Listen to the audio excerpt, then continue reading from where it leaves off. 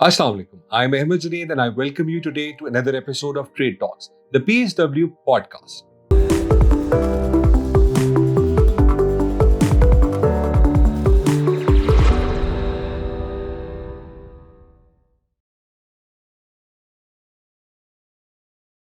Today's episode is very special because it's the season finale and we are very happy to be joined by Mr. Ahmed Masood.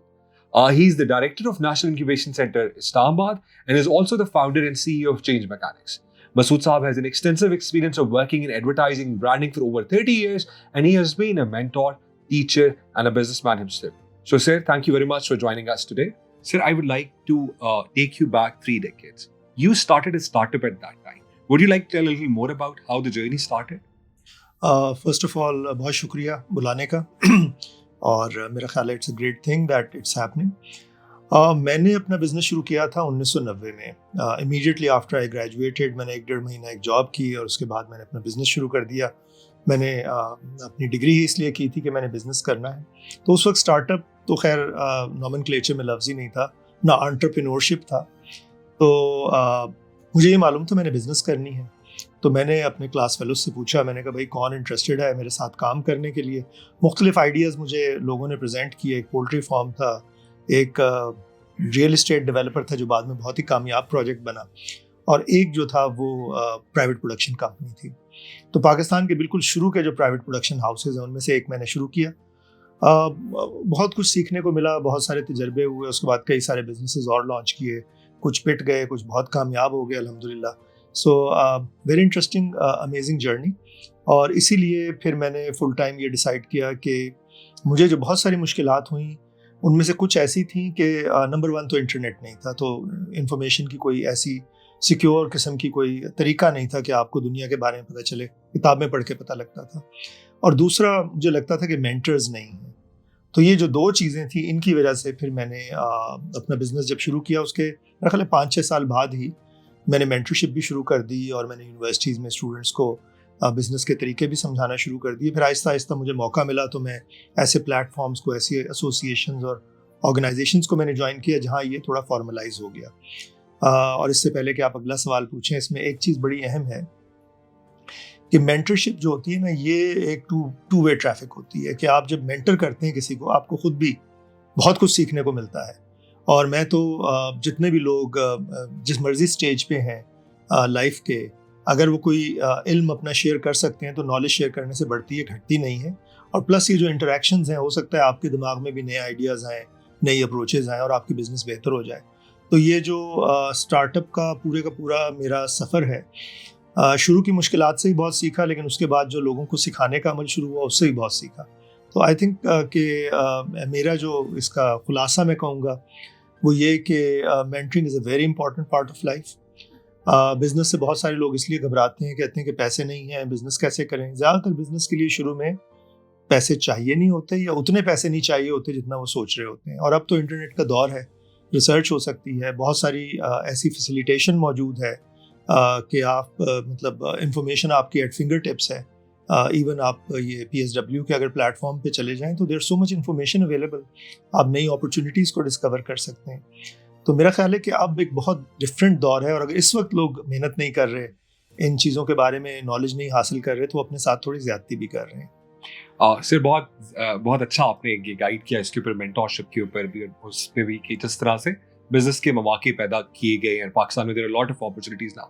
Sir हम थोड़ा सा, मैं I still stick to, मैं year 2000 से 2010-15 की बात करूंगा because Pakistan में इनक्यूबेटर्स तो आने स्टार्ट हो गए थे। Would you like to tell say, जैसे हम बहुत सारे traditional businesses across different regions Pakistan में अभी भी हैं जिनको ज़्यादा आगाही नहीं है किस तरह के मौके मुल्क में मौजूद है। तो हाउ डिड यू सी के ट्रांसफॉर्म हुआ और आज क्या एक्सेस है स्टूडेंट्स के पास भी और यंग एंटरप्रेन्योर्स के पास भी? अच्छा, ये कि 2 चीज़ें। एक, Pakistan is the 5th largest country, population का बर्डन बहुत है।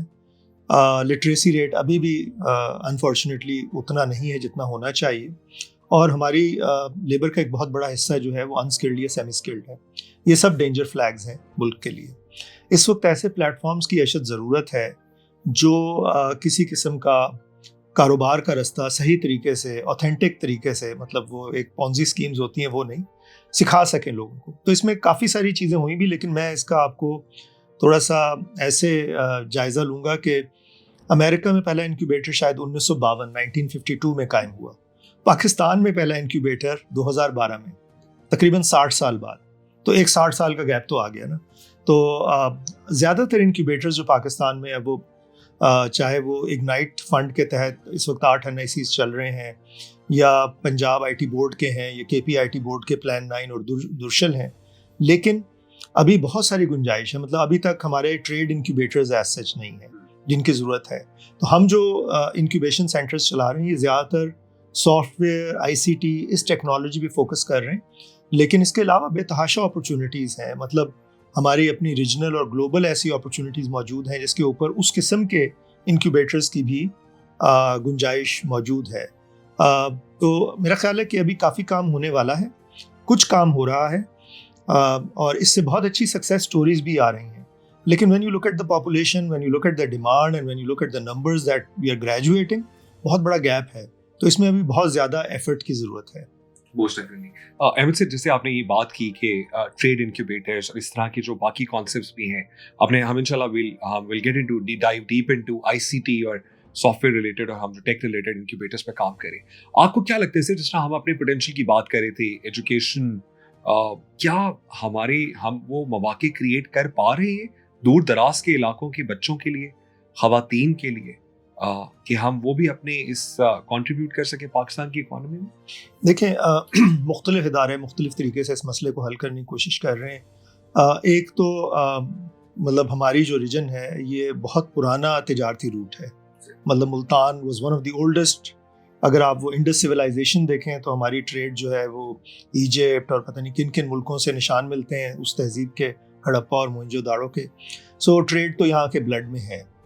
और इसलिए यहाँ जो होम ग्रोन ट्रेडर्स हैं, चाहे वो मियां मंशा की तरह के इंडस्ट्रियलिस्ट हों, या और बहुत सारे एग्जांपल्स हैं जो मतलब जिन्होंने खुद ही सीखा, खुद ही किया और खुद ही अपने लिए रास्ता बना लिया।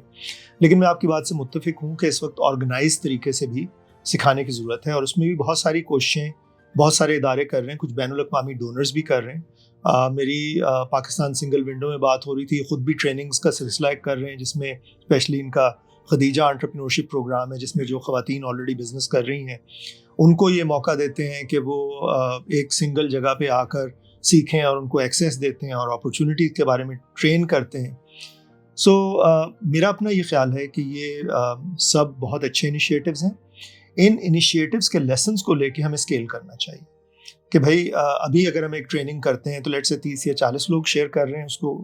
अब हमारे पास स्पेशली कोविड एक बहुत ख़तरनाक बीमारी भी थी, लेकिन एक बहुत बड़ी ब्लेसिंग भी थी हमारे मुल्क के लिए ख़ास तौर पे, कि ऑनलाइन हमारी जो एक्सेस बढ़ी है कोविड के अंदर, उसको अभी तक हम उस तरह यूटिलाइज़ नहीं कर पाए, उस स्केल पे नहीं गए जिस स्केल पे दुनिया चली गई है। So digital trainings, mobile training, मतलब हमारे पड़ोसी मुल्क बांग्लादेश के अंदर इस वक्त मोबाइल के थ्रू ट्रेनिंग्स बहुत कामयाबी से दी जा रही हैं। हमारी अभी वो जो कहना चाहिए कि जो स्केल है ना, वो अभी बहुत बढ़ सकता है। लेकिन इसमें ये कि मुझे ये भी मालूम है कि इस वक्त अपॉर्चुनिटीज़ बेतहाशा हैं, मतलब मुख्तलिफ मुल्कों में ट्रेड करने की, मुख्तलिफ प्रोडक्ट्स और सर्विसेज की। हमारा जो चूँकि ज़्यादा काम ICT का है, तो हम उसमें देखते हैं कि हमारे पास इस वक्त ग्लोबल मार्केट्स में बहुत डिमांड है जो प्रोडक्ट्स हमारे लोग बना रहे हैं। और मुझे यकीन है कि अगर हम सिर्फ ट्रेडिंग के एस्पेक्ट से भी देखें तो पाकिस्तान में एक जो मसला मैं हमेशा हाईलाइट करता हूँ ये कि हमारा एक अलमिया ये है कि पाकिस्तान की ज़्यादातर एक्सपोर्ट, आई थिंक 90% से ज़्यादा, विदाउट वैल्यू एडिशन जाती है। हम कमोडिटीज़ बेचते हैं। सो एक तो हम ब्रांड्स नहीं बेचते, और एक हम वैल्यू एडेड प्रोसेस करके चीज़ को 10 गुना महंगा नहीं बेचते, जिसकी वैल्यू इतनी हो जाती है कि 10 गुना महंगी हो जाए। हम चीज़ें कमोडिटी के तौर पे एक्सपोर्ट करते हैं और फिर प्रोडक्ट्स के तौर पे बहुत महंगी कीमत पे इंपोर्ट करते हैं। ये वो लो हैंगिंग फ्रूट है जो हमारे पढ़े लिखे नौजवान स्पेशली, अगर उनको हम ये रास्ता बताएं तो वो इसके ऊपर काफ़ी काम कर सकते हैं। इसमें एक्सेस चाहिए, मतलब सिर्फ ट्रेड की नॉलेज नहीं चाहिए, इसमें आपको फैसिलिटेशन भी चाहिए। इसको सरकार की सतह पर आपको टैक्सेशन के अंदर रेगुलेटरी चेंजेस भी चाहिए। इसमें एक बड़ा इंटरेस्टिंग इनिशिएटिव जो STZA का है, स्पेशल टेक्नोलॉजी जोन्स अथॉरिटी का, वो काफ़ी कुछ इसमें कर रहे हैं। लेकिन मेरा ख्याल है कि इसको हम थोड़ा सा जो कहते हैं ना कि सिर्फ STZA पे इन्हसार न करें, बल्कि जो हमारे second tier third tier cities हैं उनके लिए भी सोचें कि कैसे ये सारे का सारा जो एक ग्लोबल कनेक्टिविटी का मैकेनिज्म है इसको हम कैसे प्लग इन कर सकते हैं। अहमद साहब, आपकी बात पे ऐड करते हुए आपने बहुत अच्छा पॉइंट, जो सेकंड और थर्ड टीयर सिटीज हैं, वी हैव सीन हमारे ICT के इनक्यूबेटर्स और ट्रेनिंग प्रोग्राम्स वहाँ पे भी एक्सटेंड किए जा रहे हैं। गवर्नमेंट की सतह पे या निजी सरकारी इदारों की सतह पे आप क्या समझते हैं सर कि कौन से ऐसे इलाके हैं जहाँ को अगर जैसे हम पाकिस्तान में फ्रीलांसर्स को देखते हैं सर, साउथ पंजाब की एक बहुत बड़ी पॉपुलेशन है जो बहुत अच्छा कंट्रीब्यूट कर रही है, बट हम ज़्यादा सुनते नहीं हैं। तो व्हाट डू यू थिंक कि गवर्नमेंट या प्राइवेट इदारे अपने इलाके की सतह पे क्या काम कर सकते हैं जिससे ट्रेड या एक्सपोर्ट्स इंक्रीज की जा सके? लेकिन पहली चीज़ तो ये है कि हमें ना इसको थोड़ा सा साइलो से निकलना पड़ेगा। बहुत सारे इदारे वही काम कर रहे हैं और वही काम रिपीट किए जा रहे हैं, आपस में एक दूसरे से सीख नहीं रहे, उनको स्केल नहीं कर रहे। साउथ पंजाब में मुझे भी काफ़ी काम करने का मौका मिला, लेकिन ICT में नहीं, हैंडीक्राफ्ट्स में। और it's amazing the quality and the product line और जो कुछ वो कर रहे हैं, लेकिन अगेन उनको मार्केट एक्सेस नहीं है, उनको इनपुट के चैलेंजेस हैं कि वो एक जैसा उनको मटेरियल नहीं मिलता, तो वो बड़े ऑर्डर तो पकड़ ही नहीं सकते। ये अगेन जिसको मैं कहता हूँ लो हैंगिंग फ्रूट, कि ये छोटी छोटी चीज़ें।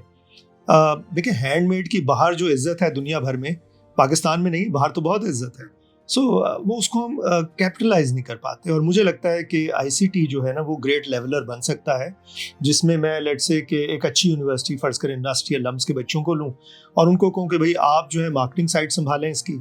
उसके बाद हम वो जो लोकल साउदर्न पंजाब में है, फ़र्ज़ करें मुल्तान में है या बिहाड़ी में है, उनको हम ऑर्गेनाइज़ करें कि भाई आप जो है ना सप्लाई चेन देख लें, आप जो है क्वालिटी कंट्रोल देख लें, and we sort of create what is known as a cooperative model और उसके वो प्लग इन कर दें मुख्तलिफ parts and there is a big market opportunity.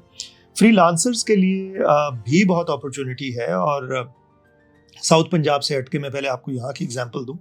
मुझे पिछले साल नस्ट में जाने का मौका मिला, क्योंकि अक्सर मैं यूनिवर्सिटीज़ में लेक्चर्स देता हूँ, तो वहाँ मैंने स्टूडेंट से पूछा कि आप में से कितने लोग हैं जो फ्रीलांसिंग कर रहे हैं। तो रफली 40-45% क्लास ने अपना हाथ उठा लिया। और फिर मैंने अगला सवाल पूछा, आप में से फ़ीस कितने लोग पे कर रहे हैं खुद से?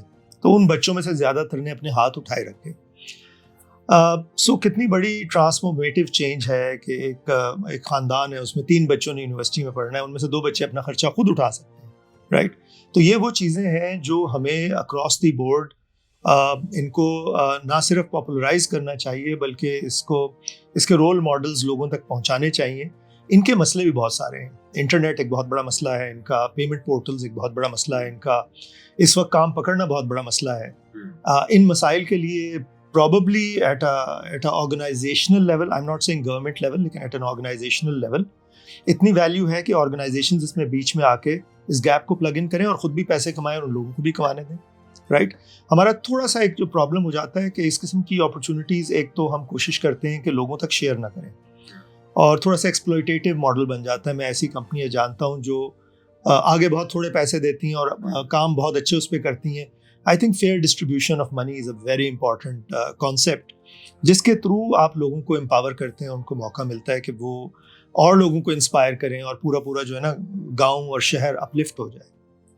सर, पाकिस्तान सिंगल विंडो भी एक अच्छा प्लेटफॉर्म, जो हम बात कर रहे थे कि डिफरेंट इदारों, रेगुलेटरी बॉडीज और उनके थ्रू इन्होंने काफ़ी सारे इशूज सॉल्व किए हैं ट्रेड की आसानी के लिए।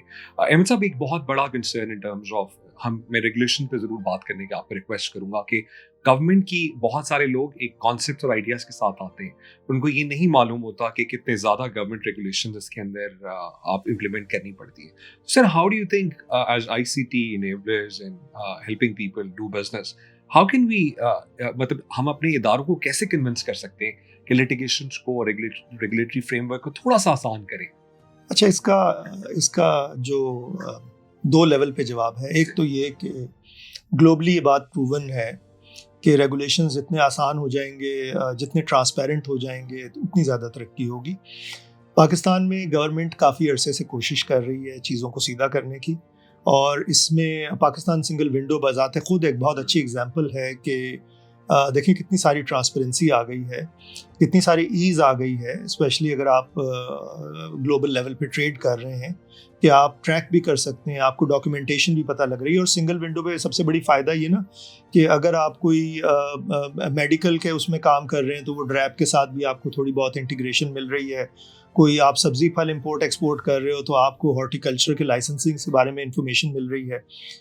सवाल का आसान जवाब तो यह है कि अगर गवर्नमेंट ने अपने ट्रेड को मैग्नीफाई करना है, इसको मल्टीफोल्ड बढ़ाना है, तो उसको ये रेगुलेशंस आसान करने पड़ेंगे। इसके लिए जो प्रॉब्लम है ना इस वक्त, वो आसान तो नहीं है, लेकिन एक प्रॉब्लम जो मुझे लगता है कि हम लोग शायद डाटा को सही तरीके से विजुलाइज नहीं कर पाते। कई दफ़ा डाटा इकट्ठा हो रहा होता है लेकिन विजुलाइजेशन ना होने की वजह से हमें पता नहीं लगता कि ये वाला बटन दबाएंगे तो ये रिजल्ट भी मिल सकता है। सो PSW टाइप प्लेटफॉर्म से मुझे एक तो ये नज़र आ रहा है कि ये डाटा को इतना अच्छा डैशबोर्ड करेगा, इतना अच्छा नज़र आएगा कि गवर्नमेंट के पास बहुत कंपेलिंग आर्ग्यूमेंट्स आ जाएंगी कि भाई ये चीज़ ऐसे होनी चाहिए। अच्छा, रेगुलेशंस के दो पहलू होते हैं। रेगुलेशंस का एक बहुत बड़ी वजह ये भी होती है कि आप किसी किस्म का अपने मुल्क के अंदर किसी चीज़ को बचाना चाहते हैं या मिसयूज़ होने से रोकना चाहते हैं, तो हम रेगुलेशन को सिर्फ ये ना समझें कि these are just road blocks. They are not, in many cases they are very important. और मैं बिल्कुल एक डिफरेंट एग्जांपल देने लगा हूँ। क्रिप्टो करेंसी पाकिस्तान में बैन है। इस पर बड़ा लोग कहते हैं कि बड़ा पाकिस्तान बैकवर्ड है, ये वो है। मेरा ख्याल है कि अच्छी बात है कि क्रिप्टो करेंसी इस टाइम बैन है ताकि हम अपना रेगुलेशन सीधा कर लें कि हमने मैनेज कैसे करना है, क्योंकि अनफॉर्चुनेटली यहाँ डबल शाह और इस किस्म की पॉन्जी स्कीम्स बहुत आराम से आती हैं। जब last time crypto bubble burst हुआ था, बहुत सारे लोगों ने उधार लेके पैसे लगाए थे, उन्हें कुछ पता नहीं था क्रिप्टो क्या है, बिटकॉइन क्या है, ये कुछ इथेरियम क्या है, कुछ मालूम नहीं था। But they were borrowing money and putting it, because लोग कह रहे थे कि ये $1,00,000, $2,00,000, $10,00,000 हो जाएगा। तो इस किस्म का जब एक वो ग्रीड लेड बिजनेस डिसीजंस हो रहे होते हैं, सो फिर रेगुलेशंस और प्रूडेंशियल, फाइनेंशियल, लीगल इस किस्म के मैकेनिज्म किसी हद तक लोगों को बचाते भी हैं, ठीक है। लेकिन ये कि इस पे वर्ल्ड इकोनॉमिक फोरम के पास भी और इंटरनेशनल जो ट्रेड बॉडीज़ हैं उनका भी डाटा पाकिस्तान के पास मौजूद है। सो कोशिश तो हो रही है कि रेगुलेशंस को आसान करें। शायद इसमें जो है ना, कहना चाहिए कि टाइम फ्रेम बहुत लंबा है, that needs to be reduced. हमें इसको अपनी नेशनल प्रायोरिटी बनाना चाहिए।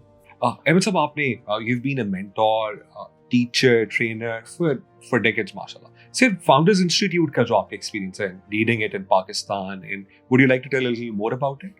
सो फाउंडर इंस्टीट्यूट से मैं पहली दफ़ा अटैच हुआ 2015 में, और मुझे ये कॉन्सेप्ट बड़ा इंटरेस्टिंग लगा कि उस वक्त क्योंकि ये जो डिस्टेंस रिमोट लर्निंग का कॉन्सेप्ट इतना ज़्यादा इंटीग्रेट नहीं हुआ था, तो ये एक ऑर्गेनाइजेशन है जिसके फाउंडर जो एडियो रेसी हैं, ख़ुद भी वो 2-3 एग्जिट ले चुके, $1 बिलियन कंपनीज बना चुके। और उनका एक सवाल था, उनका सवाल ये था कि पाकिस्तान की, दुनिया की जो टेक कंपनीज़ हैं, दुनिया की टेक कंपनीज़ की 80-90% कंपनियां एक छोटे से टुकड़े में, बे एरिया जिसको कहते हैं, वहाँ कैसे पैदा होती हैं। So what is there so special about the culture of Silicon Valley कि ये $1 बिलियन कंपनियां वहाँ से मुसलसल क्रिएट होती रहती हैं। और उसने कहा इस सिलिकॉन वैली के कल्चर को हम ग्लोबलाइज कैसे कर सकते हैं। तो he came up with a concept. उसने कहा कुछ चीज़ें ग्लोबलाइज हो सकती हैं, कुछ चीज़ें शायद अभी ग्लोबलाइज नहीं हो सकती। तो ग्लोबलाइज क्या हो सकता है? ऐसे फाउंडर्स को तलाश करना, क्योंकि एक बात तय है कि जो स्टार्टअप फाउंडर्स हैं उनका एक ख़ास माइंडसेट होता है, जो बड़े कामयाब होते हैं उन सबका एक यूनिफॉर्म माइंडसेट होता है। और वो जो माइंडसेट है वो क्यूरियस होते हैं, वो ड्रिवन होते हैं, उनको जो है अपने ऊपर काफ़ी यकीन होता है, और वो ग्रोथ माइंडसेट रखते हैं, ठीक है ना। तो इन क्वालिटीज़ का मतलब उसने कहा इन फाउंडर्स को ढूंढा जाए और उनको एक इस किस्म का करिकुलम दिया जाए जिसके ज़रिए वो अपनी प्रोडक्ट या सर्विस को ग्लोबल स्टैंडर्ड्स के हवाले से बिल्ड कर सकें। एक चीज़ उसने कहा कि अभी नहीं हो सकती, और वो उसने कहा कि जो वेंचर की एपेटाइट है, यानी कि हमारे स्टार्टअप्स को जब इन्वेस्टमेंट चाहिए होती है तो वेंचर कैपिटलिस्ट पैसे लगाते हैं, तो वेंचर की जो एपेटाइट है वो ग्लोबलाइज नहीं हो सकती। जो सैन फ्रांसिस्को में आप किसी कॉफ़ी शॉप में बैठ जाएं तो वो उबर का ड्राइवर भी आपसे वेंचर और इन्वेस्टमेंट्स की, वो दूसरे मुल्कों में ज़रा मुश्किल है। सो 2015 में मैंने ज्वाइन किया। इसकी ख़ास बात यह है कि एक तो ये ग्लोबल बॉडी है, इसका तकरीबन 6,500 मेंटर हैं ग्लोबली। इसमें आपका कोई भी डोमेन है, आपका कोई ख़ास आप चीज़ कर रहे हैं, उस पर आप ग्लोबली तलाश कर सकते हैं कौन बंदा मेंटर है, और जनरली जो मेंटर्स हैं वो आपको हेल्प करने को तैयार हैं, और हम उनको रीच आउट करते हैं और वो अक्सर अपना टाइम भी देते हैं और सपोर्ट भी करते हैं। दूसरा ये कि इसके अंदर एक कम्युनिटी बिल्ड हो जाती है। तो एक जैसे जब आप जो अब हम कोहोर्ट्स एनआईसी में रन करते हैं वही फाउंडर इंस्टीट्यूट में, लेकिन फाउंडर इंस्टीट्यूट में पीयर लर्निंग पे बहुत ज़्यादा जोर है कि बाकायदा ग्रुप्स बनाए जाते हैं और लोग सीखते हैं। तो फाउंडर इंस्टीट्यूट से बहुत ज़्यादा सक्सेसफुल फाउंडर्स आते हैं। अब ये कि फाउंडर इंस्टीट्यूट हर 6 महीने बाद इवॉल्व होता है। सो जो ग्लोबल डायरेक्टर्स हैं उनकी मीटिंग होती है, हर मंडे को होती है, और उसमें नए इनपुट्स आती हैं, नए टॉपिक्स आते हैं। So it's a very living sort of a curriculum and a very very vibrant interactive experience. तो जो लोग फाउंडर इंस्टीट्यूट का एक्सपीरियंस करते हैं वो जनरली ये कहते हैं कि हमें 2.5-3 साल की जर्नी हमने 4 महीने में कर ली। अच्छा, इसमें मैं एक और बात ऐड कर लूँ कि जो आखिरी हिस्सा था कि वेंचर की एपेटाइट नहीं है, एडयूरेसी ने 3 साल पहले वीसी क्लब भी लॉन्च कर दिया। सो अब जो वेंचर कैपिटलिस्ट हैं वो ऑब्जेक्टिव है फाउंडर इंस्टीट्यूट का कि 10,000 वीसी अगले 5 साल में पूरी दुनिया में क्रिएट कर देंगे। सो दैट्स अनदर इनिशिएटिव जिसके थ्रू पूरी दुनिया में अब वीसीज बनना शुरू हो गए हैं। सो अब वो जो है ना एक रेरिफाइड वो नहीं है कि बहुत ही ख़ास आपकी बैकग्राउंड है, आपकी प्राइवेट इक्विटी की बैकग्राउंड है, कुछ और है और आप वीसी बन गए। उन्होंने उसको डेमोक्रेटाइज कर दिए। सो फाउंडर इंस्टीट्यूट जैसा प्रोग्राम पाकिस्तान में लाना, जहाँ उस वक्त कोई भी ऐसा प्रोग्राम ग्लोबल नहीं था, बिकॉज दिस इज़ 2015 जब पाकिस्तान में बिल्कुल अवेयरनेस शुरू इब्तदाई स्टेजेस में थी। तो फाउंडर इंस्टीट्यूट ने काफ़ी अहम रोल प्ले किया। आई एम वेरी हैप्पी कि हमारी कुछ कंपनीज ऑलरेडी अच्छा खासा स्केल कर गई हैं और मुझे उम्मीद है कि अब मज़ीद भी हमारे जो इस वक्त भी कोहोर्ट्स रन हो रहे हैं उनसे हम काफ़ी फैंटास्टिक सक्सेस स्टोरीज देखेंगे। सर, मैं अब आपकी एनआईसी इस्लामाबाद की जर्नी की तरफ ज़रूर आना चाहूँगा। Doing a business for decades माशाल्लाह, मेंटरिंग स्टार्टअप्स। सर, व्हाट आपने क्यों ये चुना कि मैं भी एक one of the leading incubators and accelerators of the country, जो कि एनआईसी इस्लामाबाद आपकी कंपनी मैनेज कर रही है, you are the director for it as well. Sir, कब आपने डिसाइड किया कि हाँ अब मुझे इस स्पेस में भी एंटर होना चाहिए? तो इस स्पेस में एंटर तो मैं 2008 से हो गया। जब मैं इंडस एंटरप्रेन्योर्स का हिस्सा बना तो उस वक्त से हम बड़ा एक्टिवली मेंटर और सब कुछ कर रहे थे। एनआईसी के प्लेटफॉर्म की ख़ास बात ये कि ये पब्लिक प्राइवेट पार्टनरशिप है। सो पब्लिक फंडेड हैं और प्राइवेट सेक्टर से वो ऐसे लोगों को तलाश करते हैं, ऐसे कंसोर्शियम्स को जो इसको स्केल कर सकें और इसको अगले लेवल तक ले जाएं। तो माशाल्लाह मेरा ख्याल है 8 एनआईसीज बहुत अच्छे कंसोर्शियम्स के पास हैं। तो जब हमें एनआईसी इस्लामाबाद का हमने कम्पीट करने का फ़ैसला किया तो इसके पीछे जो बुनियादी मकसद था वो ये नहीं था कि this is going to be a revenue source for us, and I don't think कि एनआईसीज इतना पे करते हैं किसी भी एनआईसी में कि उसकी जो सीनियर मैनेजमेंट या कंसोर्शियम लीड्स हैं वो उसमें इसलिए आते हैं कि दे want to be, this is a private profitable venture for them. So हमने इसको इसलिए लिया कि मैं सीरियसली बिलीव करता हूँ कि पाकिस्तान में जो स्टार्टअप इकोसिस्टम है अब फेज़ 2 में आ गया। We are at an inflection point. Inflection point से मुराद ये कि मैंने ये बात जब हमने अपना कंसोर्शियम की साइनिंग एग्रीमेंट की थी तब भी मैंने कहा था तो पहले हम तबलीग कर रहे थे, अब जिहाद का वक्त आ गया। इसका मतलब ये कि पहले हम लोगों को बता रहे थे एंटरप्रेन्योर कैसे बनना है, क्यों बनना है, मेंटर क्यों बनना है। I think we are beyond that now. अब हमने we have to build global companies, we have to build unicorns, we have to build companies जो पाकिस्तान का नाम पूरी दुनिया में रोशन करें। और पाकिस्तान में अगर 4-5 यूनिकॉर्न भी बन जाते हैं तो आप देखेंगे कि पूरा कल्चर चेंज होना शुरू हो जाएगा, बिकॉज पाकिस्तान में पोटेंशियल बहुत ज़्यादा है। अच्छा, मैं इसमें थोड़ा सा इसको क्वालिफाई कर दूं। मैं नहीं समझता कि अभी अगले 2-3 साल में हम यूनिकॉर्न देखेंगे पाकिस्तान से, लेकिन चलें यूनिकॉर्न ना सही 50 मिलियन, 100 मिलियन, 200 मिलियन डॉलर की कंपनियां वो हम ज़रूर बना सकते हैं।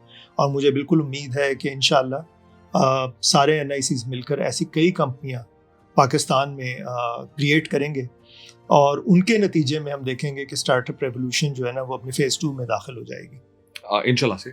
सर, इस पे हम जो एक स्टार्टअप्स का एक बहुत बड़ा अर्ली स्टेज स्टार्टअप्स या जो भी स्टार्टअप स्केल करना चाह रहे हैं, एक फंडिंग का चैलेंज आता है। हमने देखा है कि हम सब ने मिलकर वीसी इन्वेस्टमेंट को बहुत ज़्यादा कोशिश की, लेकिन कुछ साल ग्लोबली भी वीसी इन्वेस्टमेंट ग्लोबली भी बहुत तेज डाउनफॉल इन दैट। लेकिन सर, आप एंजल इन्वेस्टमेंट को या पाकिस्तान के बिजनेसेस को क्या इंकरेज करते हैं कि वो किस तरह से इन आईसीटी बिजनेसेस के हैंड होल्डिंग करें, या how can they help and probably make good money out of it? Right, so इसको मैं सवाल के 2 हिस्से कर देता हूँ। एक 2021 जो था ना वो the age of easy money का इख्तिताम था। राइट, 2021 में फेडरल रिजर्व बैंक जो अमेरिका का है उसने अपने इंटरेस्ट रेट बढ़ाने शुरू कर दिए। जैसे ही फेडरल रिजर्व बैंक अपने रेट बढ़ाता है पूरी दुनिया के अंदर रिस्की कैपिटल, और वेंचर कैपिटल रिस्की में आता है, उसके पास जो सप्लाई ऑफ मनी है कम हो जाती है।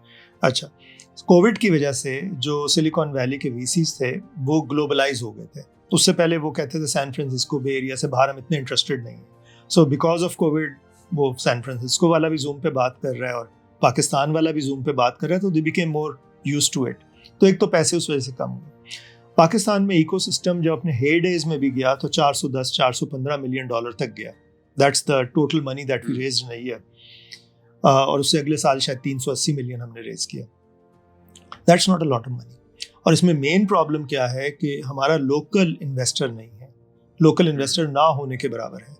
अच्छा, हम इस वक्त NIC फैसलाबाद भी मैनेज कर रहे हैं और NIC इस्लामाबाद भी मैनेज कर रहे हैं। सो NIC फैसलाबाद में हमने फैसलाबाद चैम्बर के साथ मिलकर फैसलाबाद एंजल्स लॉन्च किया। एंड हम उसमें काफ़ी काम कर चुके हैं कि फैसलाबाद की जो इंडस्ट्रियल कम्युनिटी है, जो लीडिंग बिजनेसमैन है, उनको हमने एंगेज किया और उनको हम कन्विंस कर रहे हैं कि इसमें इन्वेस्ट करो। It's going to take some time before they are convinced. अभी इस्लामाबाद में हम फरवरी में इंशाल्लाह एक नेशनल लेवल का एंजल नेटवर्क लॉन्च कर रहे हैं। अभी हमने रेगुलेशंस की बात की थी, तो एंजल और VC पाकिस्तान में ना होने की एक बड़ी वजह हमारे रेगुलेशंस भी हैं कि हमारी जो रेगुलेटरी एनवायरनमेंट है वो अभी बहुत कंड्यूसिव नहीं है VC कैपिटल के लिए। तो ज़्यादातर पाकिस्तान में जो VCs ऑपरेट करते हैं वो पाकिस्तान में इनकॉर्पोरेटेड नहीं होते। और ये एक चीज़ है जिसके ऊपर हमने भी सिफारिशात भेजी हैं, एडवोकेसी हम कर रहे हैं। एंड आई होप कि अगले साल 1.5 साल में ये रेगुलेशंस क्रिएट हो जाएंगे and will see more of that. अब जो सवाल का दूसरा हिस्सा है कि why should Pakistanis invest in Pakistani startups. अच्छा, इसमें एक ख़तरनाक बात यह है कि पाकिस्तान में जो स्टार्टअप का लॉन्च करना है, it is riskier than in Silicon Valley in the more established startup ecosystems. Risk factor ज़रा ज़्यादा है, फेलियर के चांसेस थोड़े से ज़्यादा हैं। इसका मतलब ये भी है कि या तो आप रिटर्न ज़्यादा एक्सपेक्ट करें जब आप पैसे लगाएं, या आप इस बात के लिए ज़हनी तौर पे तैयार रहें कि मेरे सारे पैसे डूब जाएंगे। अभी तो जो कहते हैं ना वो जो थोड़ा कहते हैं हार्डी सोल्स हैं, they are putting in money. But I think we are now at again inflection point वाली बात, we are at a place जहां हम ये समझते हैं कि startup investing will make a lot of sense. आप देखें कि लंदन में, UK में एक सीड एक्ट है। सीड एक्ट ये है कि UK में कोई भी इंडिविजुअल अगर किसी स्टार्टअप में इन्वेस्ट करता है उसको टैक्स ब्रेक मिलती है, राइट? अच्छा, ये बड़ी फार रीचिंग किस्म की एक रेगुलेटरी सपोर्ट है बिकॉज इट इंकरेजेस पीपल, और वो टैक्स ब्रेक भी अच्छी खासी है। तो आपने अपना टैक्स कम करना है, आप स्टार्टअप में इन्वेस्ट कर दो, राइट?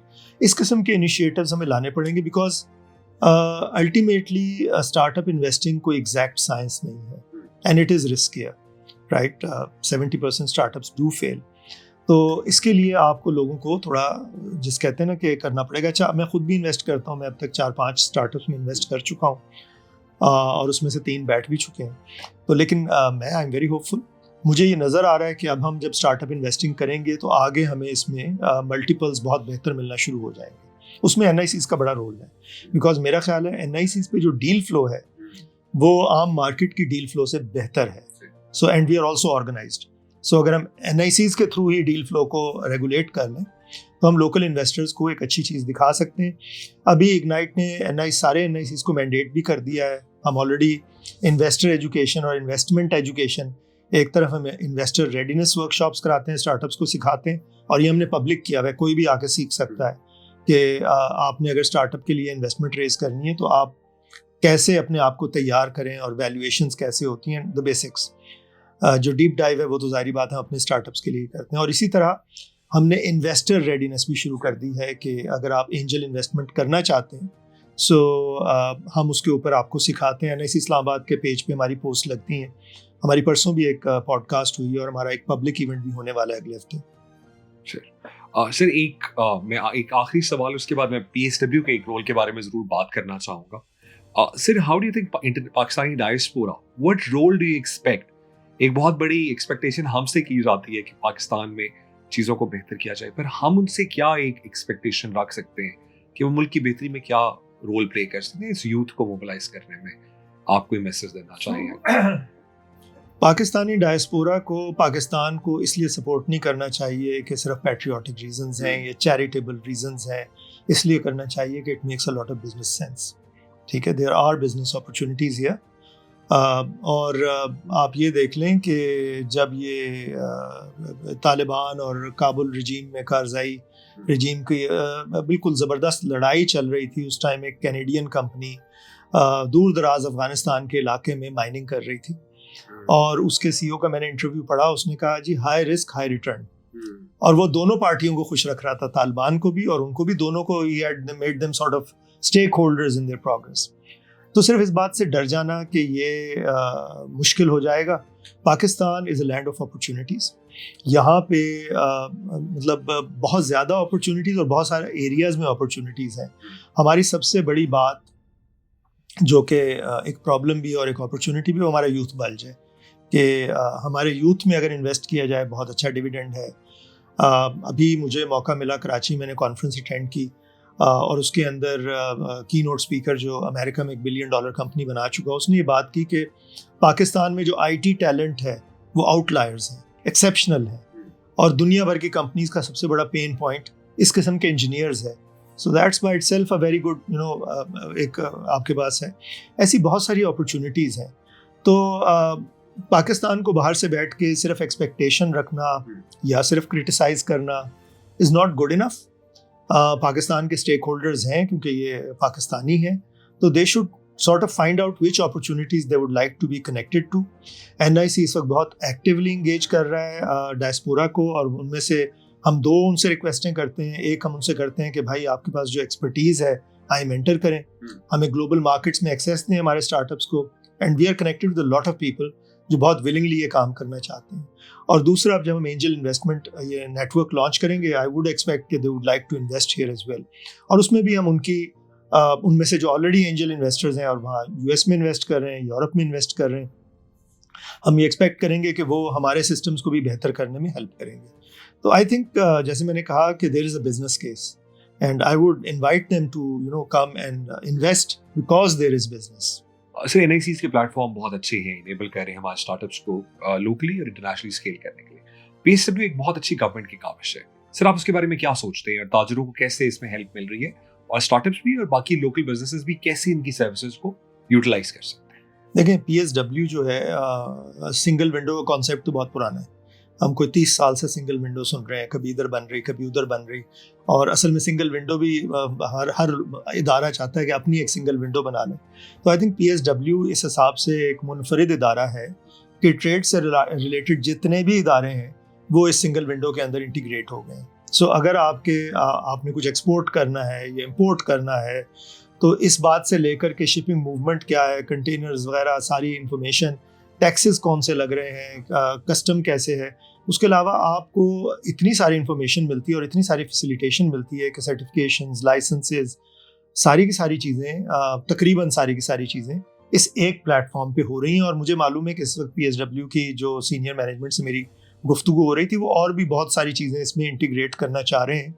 तो मुझे लगता है कि पीएसडब्ल्यू का मॉडल भी, जैसे कि सिंगापुर का अब हब है, ट्रांसपोर्ट का हब है, ये दुबई एक ट्रांसपोर्ट का हब है, तो पीएसडब्ल्यू इनेबल करता है पाकिस्तान को कि हम भी एक मेजर ट्रेडिंग रूट दोबारा से बन सकें। तो ना सिर्फ पाकिस्तान के लिए, क्योंकि आप ये बात जहन में रखें कि सेंट्रल एशिया, चाइना, ये सारे कनेक्शंस भी जो है, इसके अंदर जो कनेक्टिविटी और सहूलत है, जिसकी वजह से शायद कुछ लोग अभी बिजनेस नहीं कर रहे, उनको चाहिए कि पीएसडब्ल्यू और इस किस्म का इसकी जो फैसिलिटेशन है, इसकी जो सर्विसेज हैं, इनको ज़रूर स्टडी करें।